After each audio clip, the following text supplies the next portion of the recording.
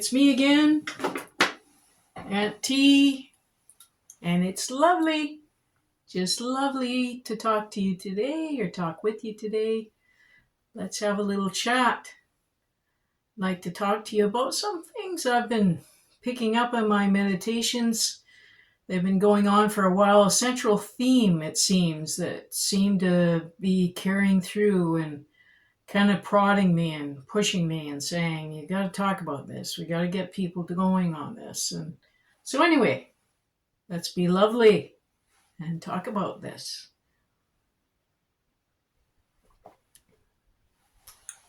So I've been writing down some things, and for a while now, I've been coming up with different things that in my meditations will come to me, and different people from like important people in the past that important people in history. And one of them is Genghis Khan. That's kind of, Another one is Leonardo DaVinci. Another one is William Shakespeare. Another one, Pythagoras. Another one, who was the other one now? Shakespeare, Pythagoras, Isis, the Egyptian high priestess Isis, and who was it? Hermes, Horus, Melchizedek, Elijah. All these different people in the past been coming to me, different aspects of them. And so it's gotten me to think, okay, what is this about? Like, why are you, Spirit? Why are you bringing this to my attention? What's this about? So anyway, I was busy reading a book that I got about focus, because I realized I needed to have more focus as I'm thinking of all these different things. And so I'm reading this book, Focus, in chapters in the coffee shop. And as I'm reading this book and I'm thinking about, gee, while I'm here at chapters, I should see if I could find something about Genghis Khan, and maybe if I could find something also about the other characters that I've been sort of prodded about or told about. So anyway, I walk around after I've been reading for a little while, and I walk around looking through the bookstore, and I go around the corner, around the shelf, and there is a book on, so basically, so this is what's going on. So you got the art of focus, then I get the art of war, then the art of harmony. And it's just like, okay, art, focus, war, harmony. What are we going on about? Like, what are you trying to tell me? Am I supposed to be learning about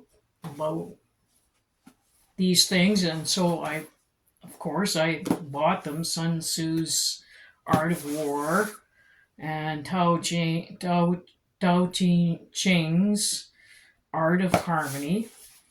So it's like, okay, there's a central theme here. Focus on harmony so we avoid war. Is that what we're supposed to do? So anyway, there's that. And then I get other things coming to me. Songs coming into my head. And the song from the Beatles, that song, Come Together right now over me. And it's like the most disjointed, weird song you could ever have, because all the lyrics really don't make any sense. Even John Lennon says, yeah, it's just a bunch of gibberish that they put together. But the theme of it is coming together. So coming together, focus, harmony, to avoid war. coming together. So there's that. And then I started thinking a little further, and it's like, then it came to me, well, what about the peace train? Cat Stevens came to mind, and it's like, peace train. And then started thinking about that. And the lyrics in that are I looked that up. And it's like, thinking about the good things to come, something good has begun, dreaming about the world as one, thinking about the good things to come. And, again, get on the peace train. So there's that. And then we're coming into this time called the time of Aquarius, which, if you're following planets or anything like that, that we are into this where the planets are aligning, they're moving to another, planets are moving over. We're at the start of the time of Aquarius, which, a few years back there was a band called The Fifth Dimension, and they had a song called Aquarius. And so, of course, I looked up the lyrics of that, and it's harmony and understanding, sympathy and trust abounding, no more falsehoods or derisions, golden living dreams of visions, mystic crystal revelation, and the mind's true liberation. And it's like, okay, all right, Spirit, this is what you're trying to tell me, is that we need to come together. The world needs to come together. We need to come together right now. We're kind of in a chaos right now. We're in a chaos. We're in a moment. We have a moment that if we could get together before something drastic happens, like a big change, which is close to coming, that if we could get a hold of us ahead of time, that the coming world doesn't have to be drastic or horrible. It could be very beautiful. But we have to come together. And we have to come together in unity. We have to drop this separation that we have right now. We have to come into harmony with each other. And so more and more I keep picking up on this, and it seems to be a central theme in my meditations, a theme that I'm seeing quite often in the spiritual community, that we need to come together. We need to drop all the rules, the regulations, the things that we always used to have, things that we've had for thousands of years. It's time to change, folks. It's time to change. It's time to come together the way we were meant to be in the very beginning. And when you think about it, going back to, and it always used to stump me, reading about the tree of knowledge and good and bad, and thinking, well, okay, if you ate from that tree, that was what got them into trouble, Adam and Eve. They ate from the tree of knowledge of good and bad, and all of a sudden they noticed they were naked, and they had to cover themselves. Like all of a sudden it became really bad to be naked because they ate of the tree from knowledge and good and bad. And we've been, for centuries or thousands of years, having so many rules and regulations on us, so many judgments on us. What is right? What is wrong? Who is good? Who is bad? What is evil? What is good? What is righteous? I think we need to look at things a little different now. I think the time has come I'm not saying we need to take off our clothes and all except being naked. No. Um, that would be quite shocking, wouldn't it? No, I'm saying perhaps we should look at things where what is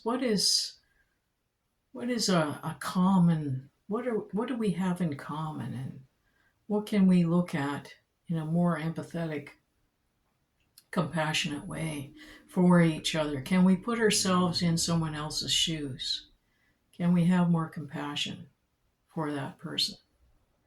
And instead of judging them and instead of thinking bad of them, how can we find a way to put ourselves in their shoes and understand a little better? How can we make changes in this world that are less about um, finding people and just going, "You're bad, that's it, yeah, too bad for you," and not having some kind of way of helping that person to change. And so here I am. I got a lot of reading to do. A lot of reading to do. A lot of things coming through. And it's more and more. When I meditate, I'm getting more and more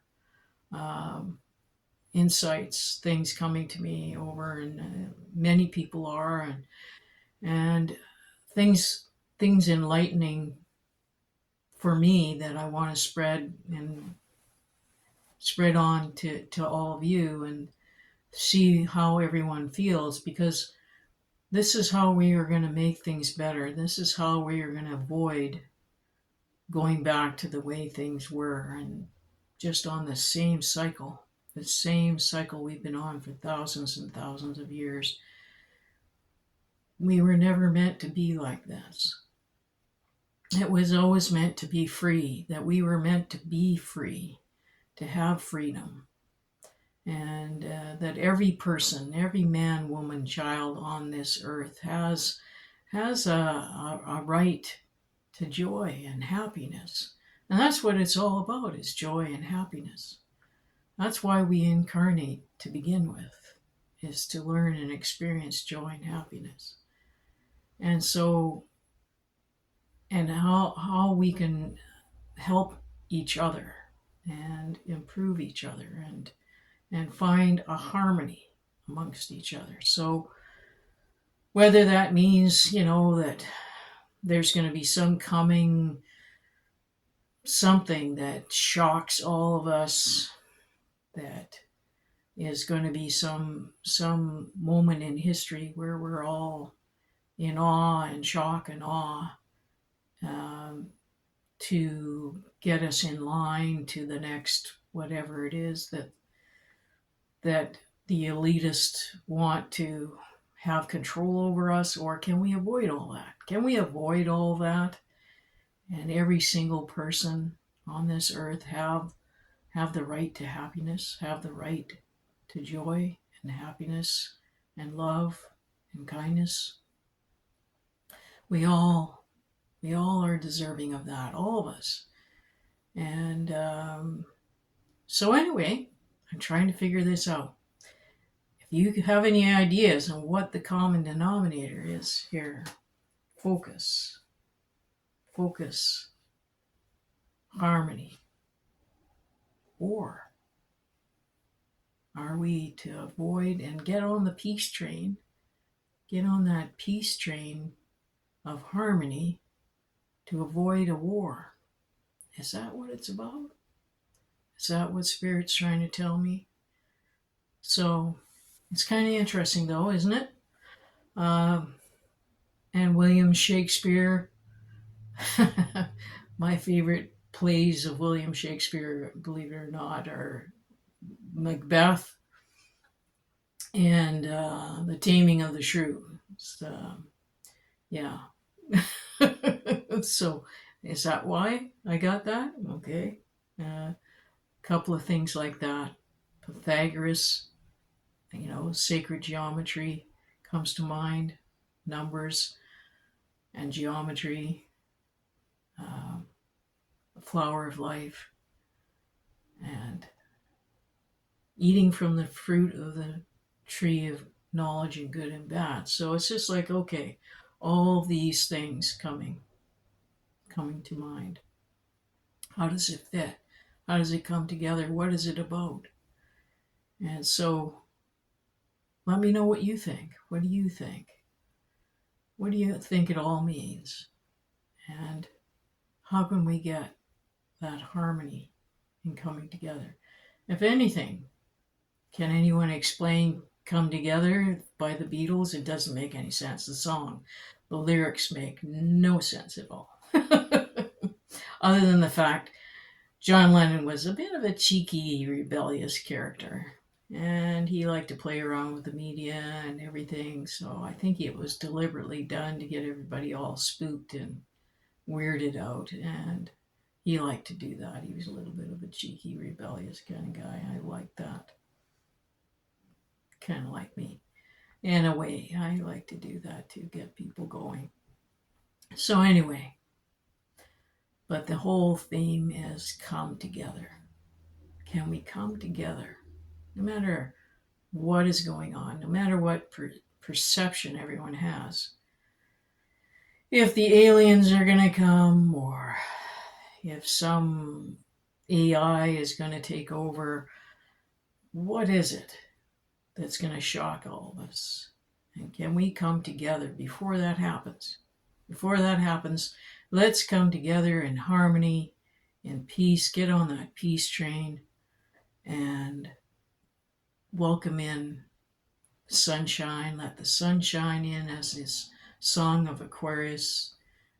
Let the sun shine in, and let's jump on that peace train and come together right now.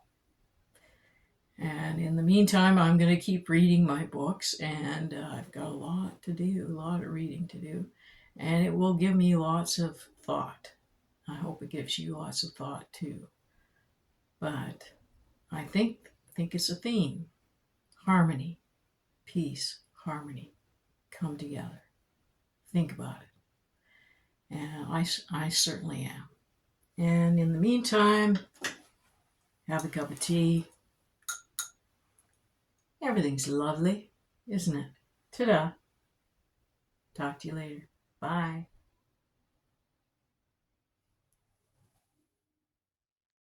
Oh, hi there. Or I should say bye. You caught me. Yeah, I'm drinking coffee. Yeah. I also drink coffee. Yeah. Mm-hmm.